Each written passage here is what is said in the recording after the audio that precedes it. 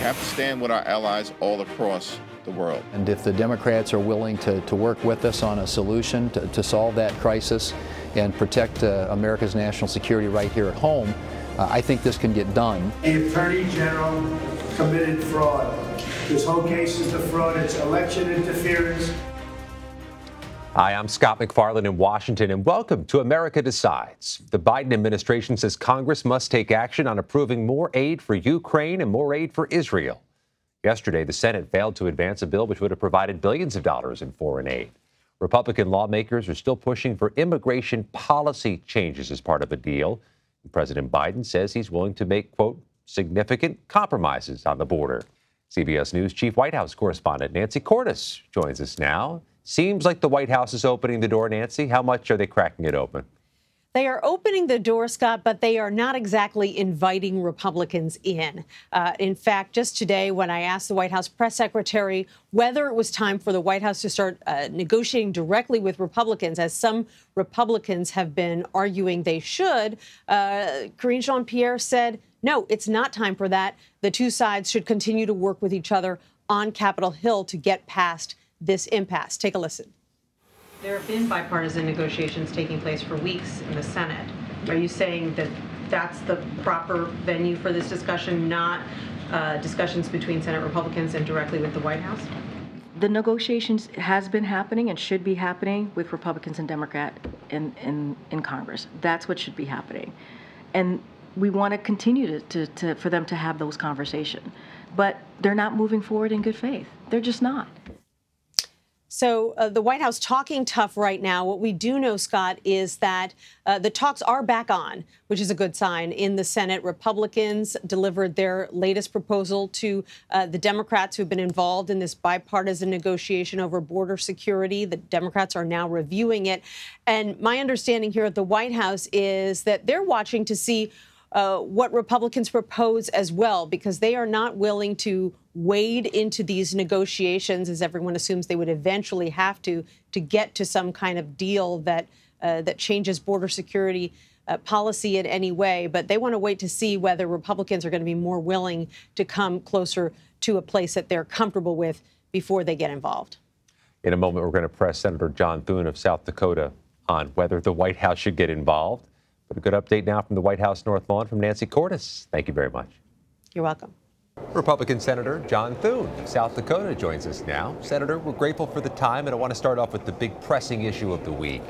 How real is the prospect, the risk, that Ukraine aid is not approved by the end of the month?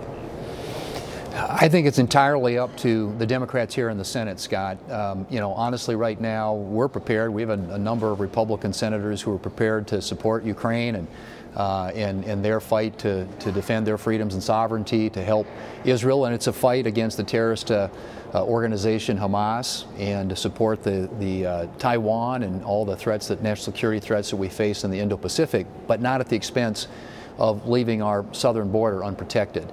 And so that's the issue right now. And if the Democrats are willing to work with us on a solution to solve that crisis and protect America's national security right here at home, I think this can get done, at least through the Senate before the holidays. But it's going to take that. It's going to take some people who are really willing to come to the table in the next few days. It would seem to be a very bad look for all of Congress to go home for the holidays without tidying up Ukraine aid. And I don't disagree with that, which again is why I've said all along, we're prepared to have that vote, but we've got to have a border security piece in this package. If it's a national security package, we have a national security crisis at our southern border, 10,000 to 12,000 people every single day coming into the country illegally that are apprehended, another 1,000 or so that are what we call gotaways.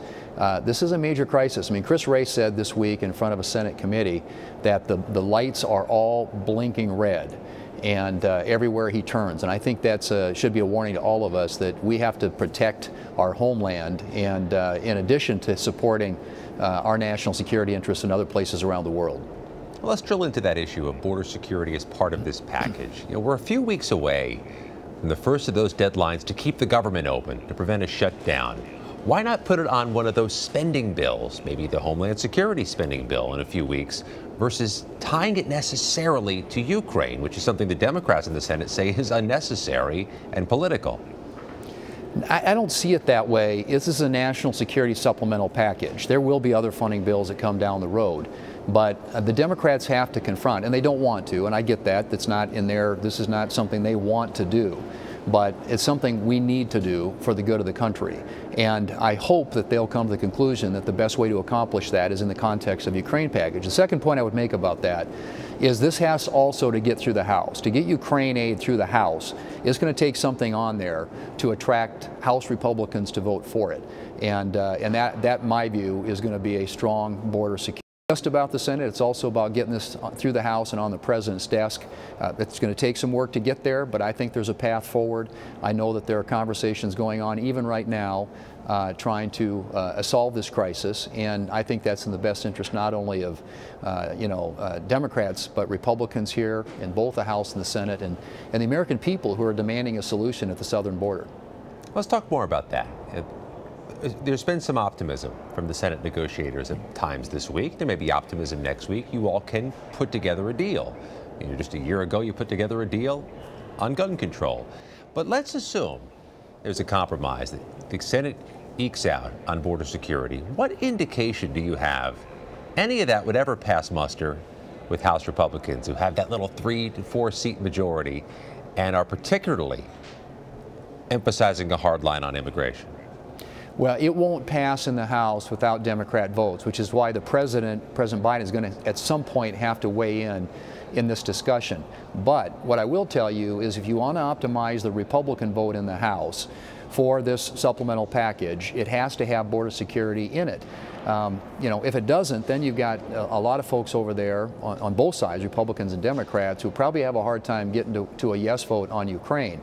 But if you send them a package that has a strong Republican vote in the Senate, that gives them political cover, obviously, in the House, and clearly the bigger vote we get, the more Republicans we get on the package here in the Senate, the stronger the border security piece is.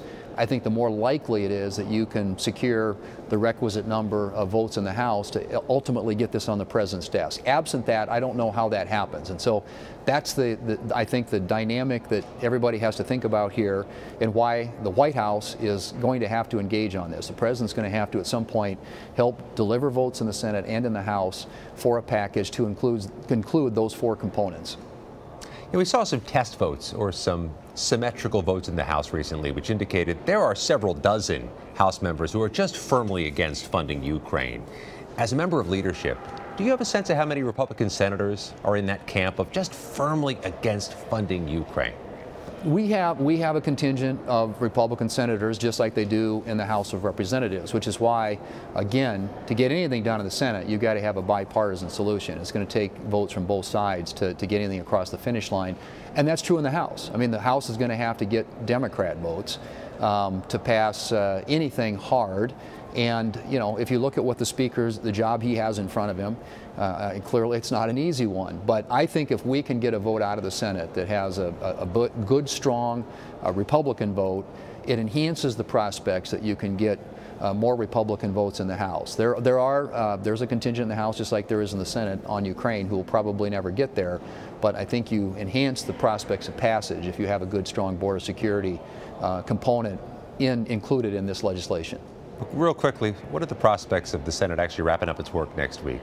That's what it says on the calendar. Wondering if that's actually going to hold true. Yeah, I'm still hopeful and optimistic, but that's kind of my nature. You have to be around here.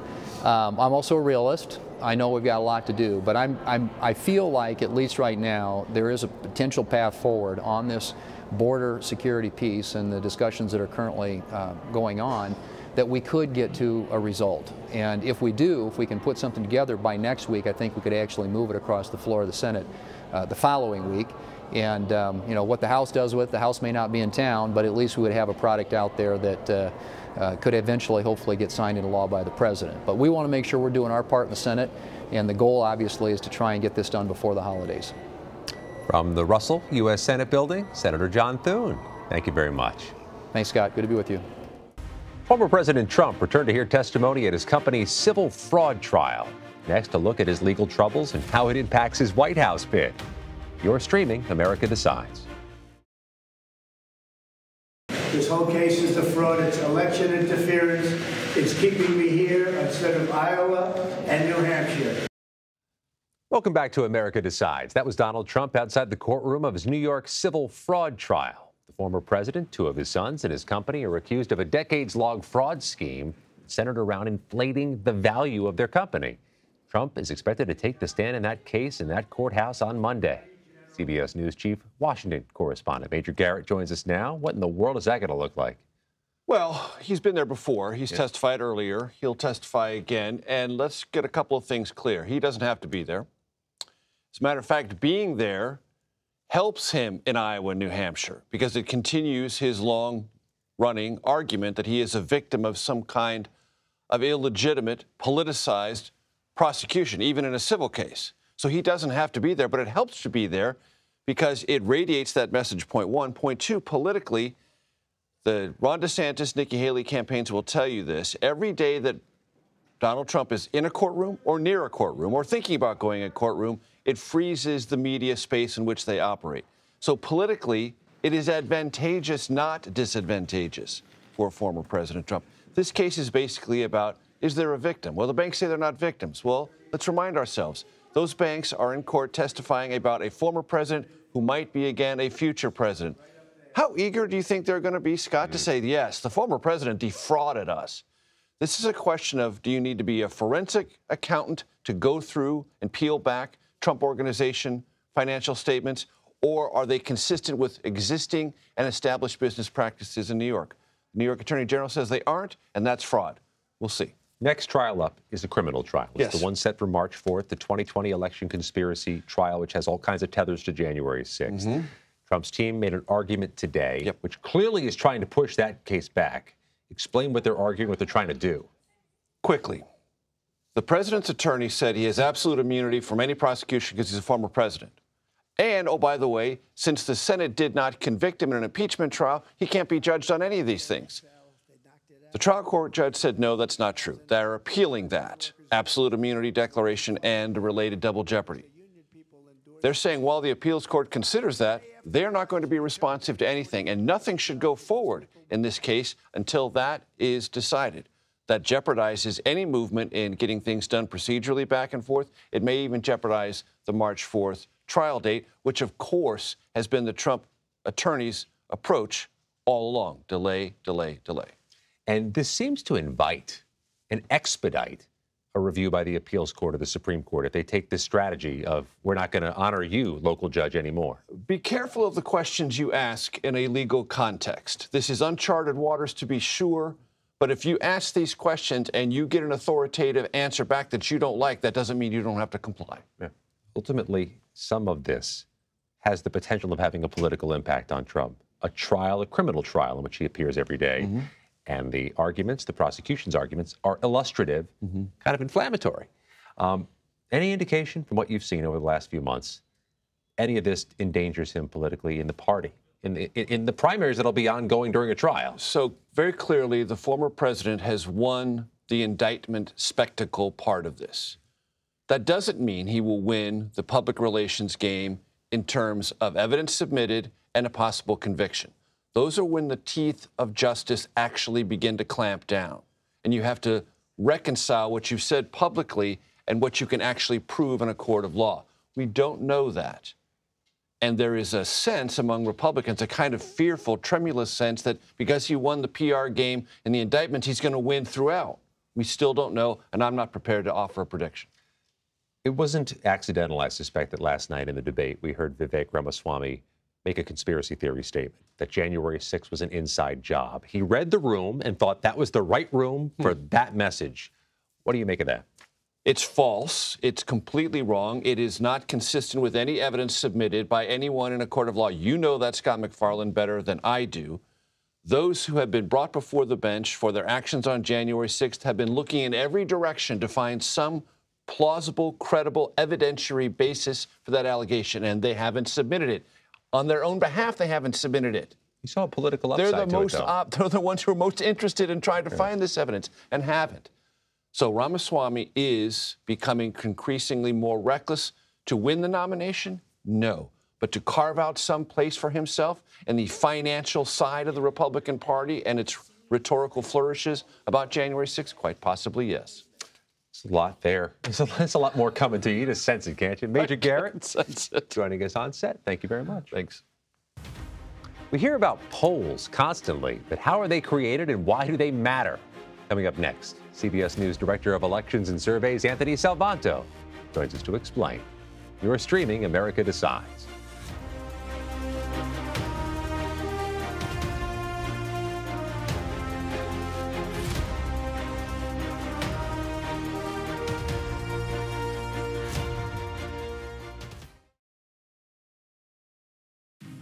Welcome back to America Decides. During every election cycle, hours of coverage are devoted to who's up and who's down in the latest polling. The candidates at last night's debate had to achieve a certain amount of support from multiple electoral polls.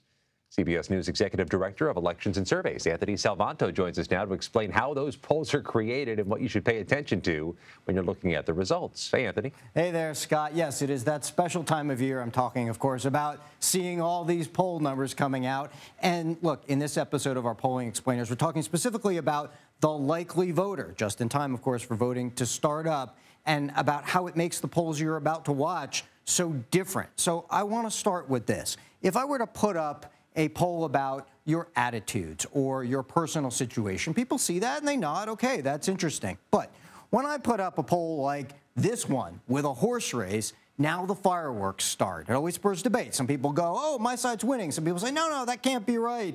And hold on a second. The fact is people do look at election polls a little differently because there's rooting interests, small differences of 1 or 2 points can change the whole narrative, but mostly because this contains a behavioral component. That is what people are going to do, in this case vote, or not do, and that's built in. So that's when we start talking about the likely voter. By the way, this happens in business. It happens around the world every day. Some people might like the new car in the ad they see, but will they buy it? It's an economic question. Consumer confidence might be up, but will people spend money? These are all things we have to deal with. So in the elections world, the likely voter estimate is often a reason why one poll can be different from another. Most polls start this by asking people, straightforward, okay, how likely are you to vote in the election? This can rule out some people who aren't likely, and the people who say they're very likely, very often, actually do show up. The ones in the middle here can be a little more marginal. So one of the things we can do is look at what people have done in the past. This becomes an important part of ours and other likely voter models. If you look on a public voter file and you see, for example, that people have voted in, let's say, the last 2 elections, 2018, 2020, and 90% of them then voted in the subsequent, say, midterm after that, you can give that person in the poll a weight, a likely voter weight of 0.9. That reflects their generalizable chance of showing up based on past behavior. But that might be different from someone who voted only in 50% of recent elections. They might get a likely voter weight of 0.5. So you need to take into account that, but also, of course, new voters and what they might do. All of that, I hope, gives you the idea that this is a difficult thing to do in polling. There's a little bit of art and a little bit of science. Anytime you encounter a model, you're building a model of an electorate or behavior. This is especially important politically because it's an era in which so few people cross party lines, right? You get more than 9 in 10 Republicans vote for Republicans, Democrats voting for Democrats. And so persuasion, while important, can often not be as important as turnout. Yes, the old cliche, it all comes down to turnout, but that's built into these polls. And so when you see things like last time in the midterms, when polling showed that if Democrats turned out more, they'd keep the House close, which in fact they did. That beat a lot of expectations, that beat a lot of punditry. That was where good polling data comes in handy. And you see the effects that that can have both in a poll and in real life when it all comes down to turnout. So that's a bit about how likely voter modeling works. And again, it's going to be important because the differences, when people start parsing 1 or 2 points, sometimes more, in the polling you're about to see, is often because of differences in the way that pollsters model the electorate. And you should ask your pollster, how did you come up with this? How did you do this? and the good pollster should be able to explain it. That's one of the things everybody watching should demand as we go into this election season. Scott? That was a very good explanation. Anthony Salvanto, thank you very much. This week, 2 IRS whistleblowers in the Hunter Biden investigation testified behind closed doors on Capitol Hill. IRS Supervisor Gary Shapley and IRS case agent Joseph Ziegler also provided new records, which were publicly released by the GOP-led committee there. Senior investigative correspondent Catherine Herridge spoke to the whistleblowers in their first joint TV interview. Catherine joins us now. What are we learning about these 11 pages of emails? Well, Scott, good to be with you. The newly public emails were sent between 2010 and 2019. The GOP-led committee claims they were sent by Joe Biden using at least 3 aliases when he was vice president or out of office to Hunter Biden and his business associates. The IRS whistleblowers again told CBS News standard procedures were not followed.